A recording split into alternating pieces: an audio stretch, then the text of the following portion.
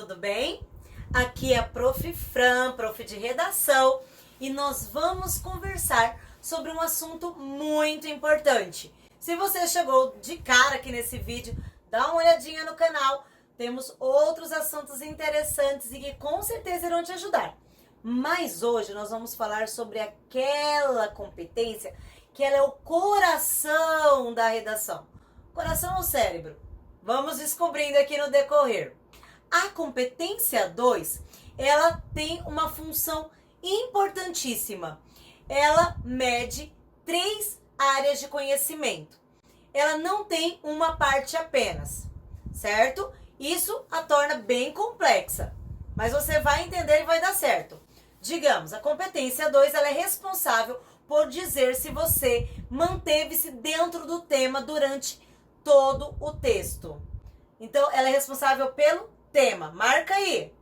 Ela também é responsável pela estrutura dissertativa argumentativa. Se você conseguiu fazer introdução, desenvolvimento e conclusão. Então, você já tem tema e estrutura, que não é a mesma coisa, certo? Mas ela também é responsável por dar nota para o aluno que utiliza um bom repertório sociocultural, ou faz uso de repertório sociocultural.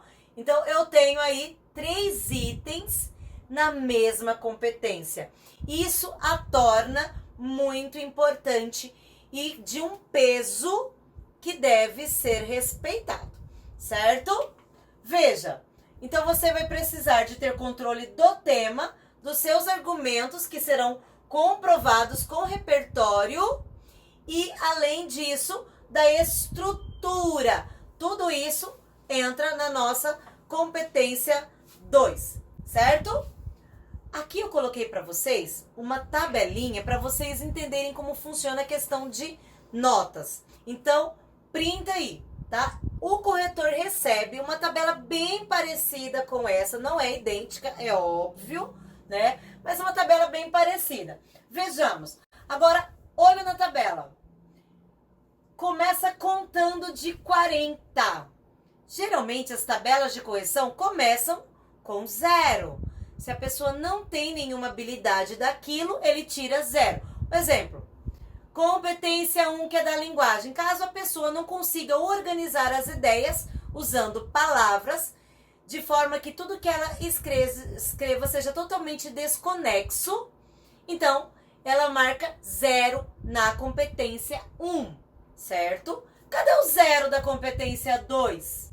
Por que não tem 0 na tabela da competência 2? E é isso que eu estava falando antes. Não tem 0 na tabela da competência 2, porque se você zerar a competência 2, você zera o texto inteiro. Então, ele não marca 0 só nessa competência. É 0 na redação inteira. Sabe o que significa um 0? Um 0 significa tente outra vez. É exatamente isso, gente. Quem zera a redação do Enem tem que voltar para a fila e fazer de novo, porque não consegue se inscrever no SISU, não consegue pedir ProUni, FIES, nada, ok? Então, cuide para não zerar. Vamos prestar bastante atenção. Vamos voltando aqui à nossa tabela. Eu gostaria que você visse, vai ser a aula de hoje, só essas 2 primeiras partes. Essas 2 colunas seguidas aqui da nota. Isso aqui é a nossa próxima aula. Então, não vamos conversar hoje sobre repertório. Hoje nós vamos falar sobre como manter o tema e como mostrar para o corretor que o seu texto contempla as 3 partes. Agora veja como que é sério. Uma pessoa que escreve o texto em um monobloco. O que é monobloco? É um parágrafo apenas, certo? Uma pessoa que desenvolve o tema de forma parcial, isso não é tangencial, mas é de forma parcial, ela vai fazer 40 pontos apenas. Por quê? Porque para fazer 80 pontos, ele já tem que ter completude temática. Dá uma olhadinha. Depois do 40, todos os outros pede completude temática, tema completo. Depois de 40, todas as outras obrigam você a escrever o texto, tendo sempre 3 partes bem definidas, que é introdução, desenvolvimento e conclusão. Vamos nos atentar ao que é cada uma dessas coisas. Isso vale muito. Você esteja aí perguntando, beleza, mas o que é um texto monobloco, um texto embrionário? Esses termos que você está usando, não estou entendendo nada, Fran. Vamos lá que eu vou explicar tudinho para você. Calma aí. O que é um embrião? O embrião é algo que não desenvolveu-se totalmente, apesar de existir. Ele existe, mas ele não se desenvolveu, certo? Enquanto é embrião, não está desenvolvido totalmente, não chegou ao final do seu desenvolvimento. Então, um texto embrionário é um texto que apresenta-se como um texto, mas ele é minimamente desenvolvido. Entende? Lembra do corpo da aula passada? Cabeça, tronco, pernas, pé. O corpo inteiro, certo? O ser humaninho, ele precisa funcionar total. Um texto embrionário, ele só tem geralmente uma das partes dela. Com isso, ele vai ficar na casinha de 40 pontos e a notinha, ó, minúscula, pequenininha. Vamos a um exemplo para você entender melhor? Olha aqui o que aconteceu. Isso aqui é um texto, né, feito sob medida para vocês entenderem como é que é isso, sobre a influência da fake news nesse período de pandemia, ok? Obrigada aí o Murilo, que fez o texto que eu pedi com alguns erros. Então vamos lá. Começou na linha 1, acabou na linha 11 e ele segue diretão. Cadê os parágrafos? Cadê os períodos? Cadê aquela estrutura? Não tem, amor. O aluno não sabia, não tinha conhecimento, não fez. Ele achou que era só para dar a opinião dele sobre aquilo. Queridos, infelizmente acontece muito. Por isso que você precisa ter esse conhecimento para não fazer isso na hora, certo? Então aqui tem um texto monobloco, um texto embrionário, em que eu não tenho total desenvolvimento. E ele vai ser penalizado por causa disso, não sai da casinha dos 40 pontos.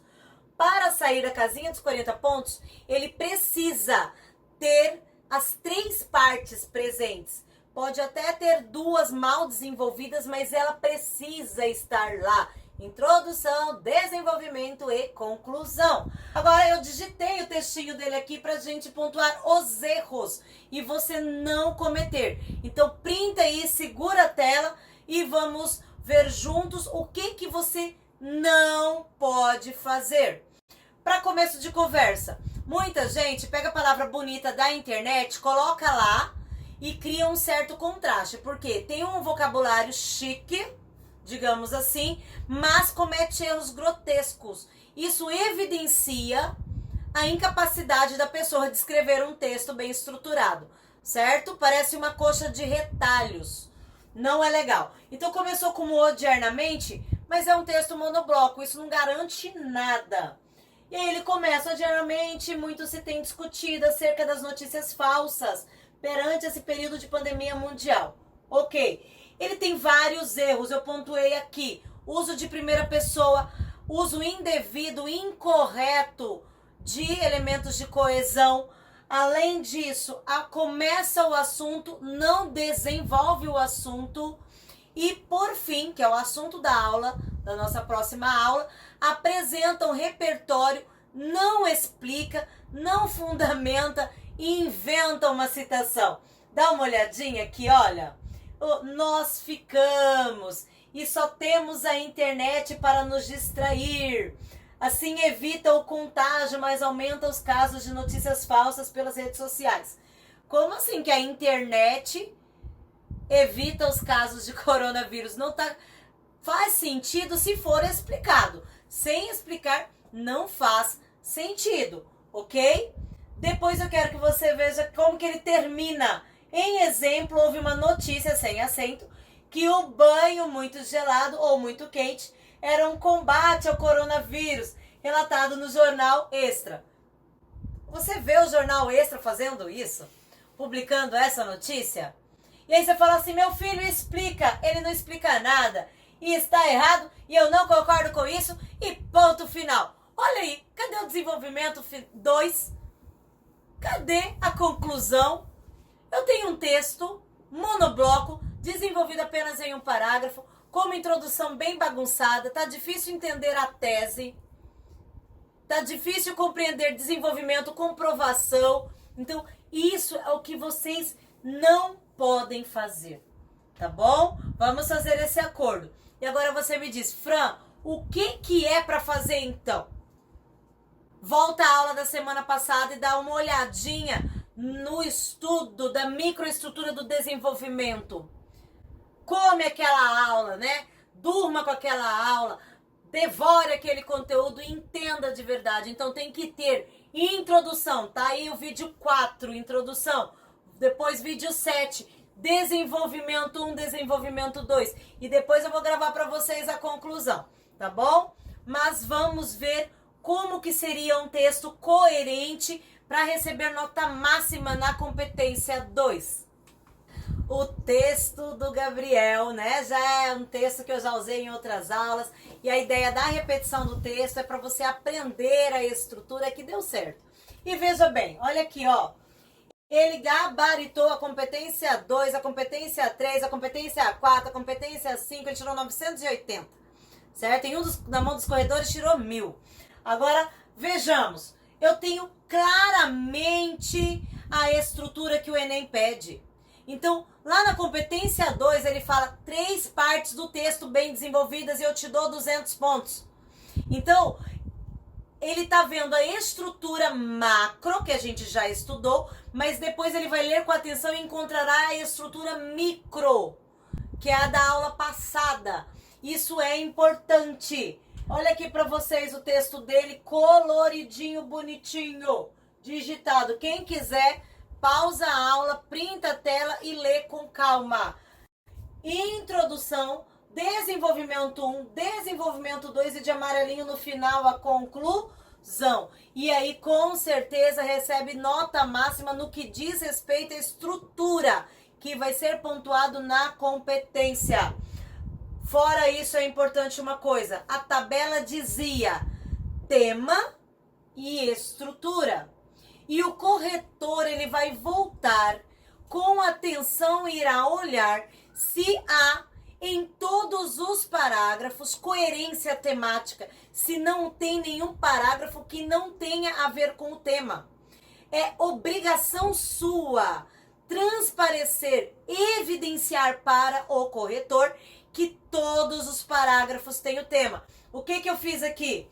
Eu grifei de preto para vocês todas as vezes que o Gabriel disse que a redação dele era sobre o acesso, a democratização, o cinema. Eram as 3 palavras principais da redação do ano de 2019.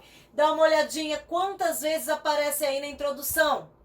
Olha no desenvolvimento. O desenvolvimento ele chegou a citar, ó, a democratização do cinema. Aqui ele tem produções audiovisuais, como já professora, posso usar sinônimos? Sim, deve usar sinônimos, ok? Mas usar o sinônimo não te resguarda de não usar o tema. Olha aqui, ó, empresas de cinema. Então esse audiovisual é realmente cinema, certo? Quando ele diz número de salas por habitante, você interliga. E são salas de cinema.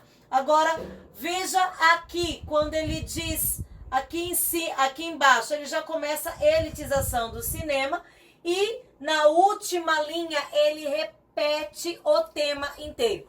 Parei. Então, onde que tem o tema bonitinho, inteirinho, inclusive na ordem? E tem o tema na ordem, aqui na introdução, democratização do acesso ao cinema, o corretor já fala, beleza, tá dentro do tema.